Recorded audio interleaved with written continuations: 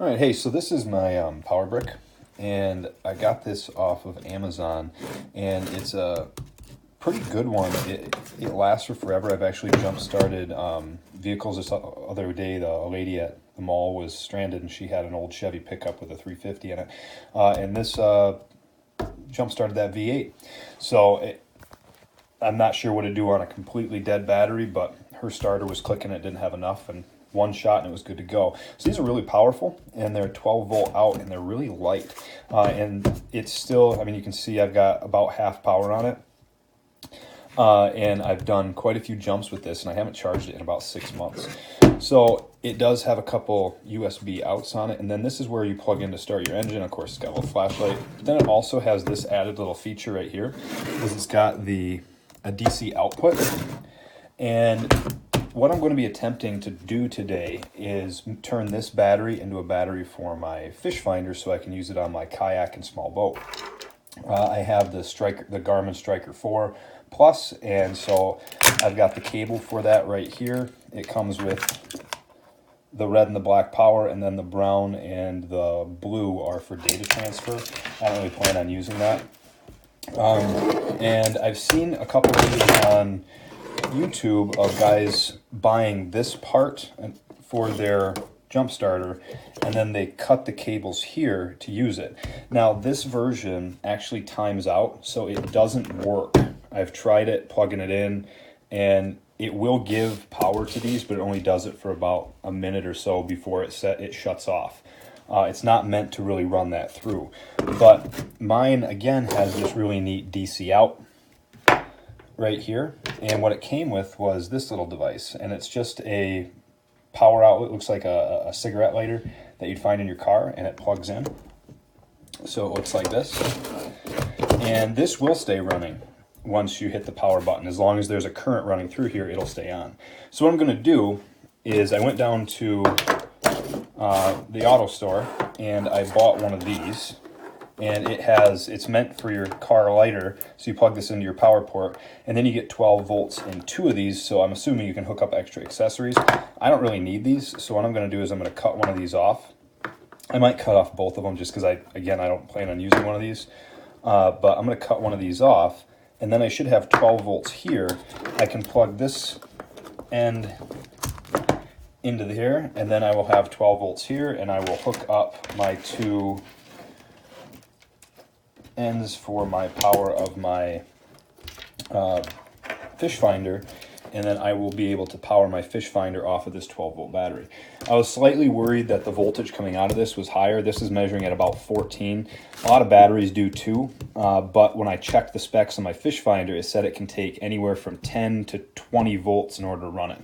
So I'm less worried now, and it does have an inline fuse, which will keep it from surging, which this thing doesn't really surge. So I am not going to be using this, which I've seen a lot of guys do. I'm going to be using my DC output. If you're looking at this, at buying one of these, I would make sure that it has one of these. Super useful. All right, I'll get it all put together and show you. All right, so here's what I've got so far. I've got my power brick, my DC output, and then this is the part that came with it. This comes all out of it. This is the part that I bought from the auto store right here. And if you remember, it had two of these on it right here. And what I did is I just simply cut this off. I split the wire so you can see one of those wires here and one here. The one with white is the power in this case, and this is our ground.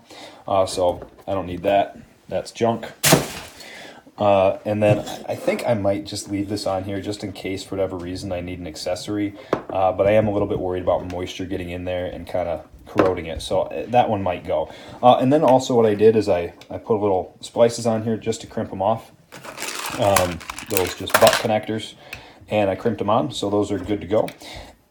Didn't want to cover up the fuse, but I did put on the shrink tubing, which I am going to heat up and shrink on there right now. And then, of course, the other end is unaffected, and I'm going to zip tie these back along the cord, just in case I ever do decide to use it. I do think that I am going to put a little white grease.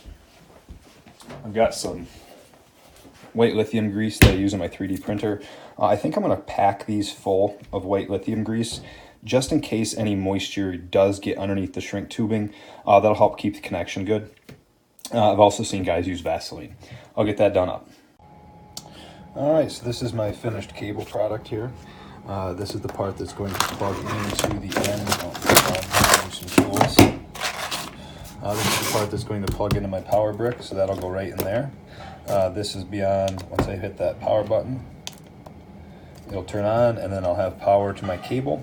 I used some cable wrap here. You can get this at automotive stores. You know, also get it at like Office Depot stores. You know, they sell office supplies. This is really nice to keep multiple wires together. I've got the shrink tubing here, and then I just zip tied those wires together. I decided to leave this for now. If I don't want it, it's just an easy cut off, but I'm gonna leave it there. It gives me an extra point to add something in. And then I have the fuse, which I also zip tied. I decided to keep my data wires. You can kind of see them hanging out right here. And I just looped them through and then zip tied them. And then I used one of these smaller cable ties, these cable wraps. That goes up to here, and again zip tied it right at the end so that it wouldn't come loose. And then I have my cable. So what once was a nice big mess of wires is now nice and neat. And now hopefully I should be able to run my fish finder off my power brick. I'll give you a shot of it running here in a moment. So I have everything set up and ready to go.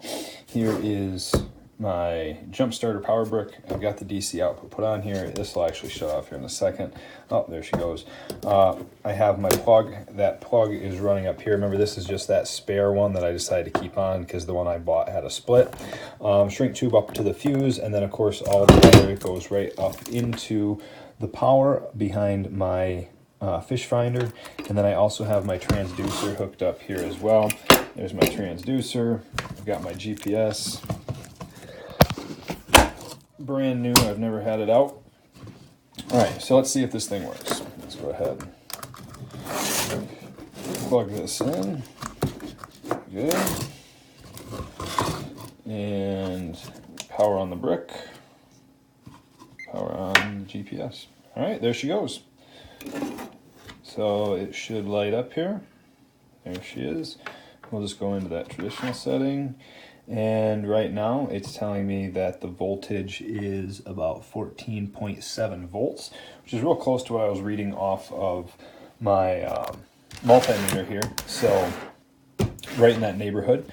And I'm just going to let this run, see how long. I've got about half on my brick left, so it should work well. So now I've got a portable system. I just have to take my brick instead of one of those big lead acid batteries. For my next trick, I am going to try to figure out how I can mount this transducer on my boat. I do not like the idea of having to drill into my boat, and I don't like the idea of having this hang off the side of it either. I've seen some people rig up some PVC, like this hooks on your boat. I'm not real big on that. So what I'm going to try to do is I'm going to use my 3D printer over here, and I'm going to use some design software that I've got, and I'm going to design a box that's going to be able to hold these two magnets. I've got them index cards because these are super, I can't even move those. So those are super powerful magnets. And I'm going to put these in one box, one in one box, one in another, and then I'll put one on the inside of the hull of my kayak and one on the outside of the hull of my kayak, and the one that's on the outside will actually be connected to this transducer, and then this will be able to just be mounted to the underside of my boat or on the side of the hull, and that way I don't have to do any drilling, and I should be good to go. So that's going to be my next trick in my next little video here, so I'm going to get to work on that.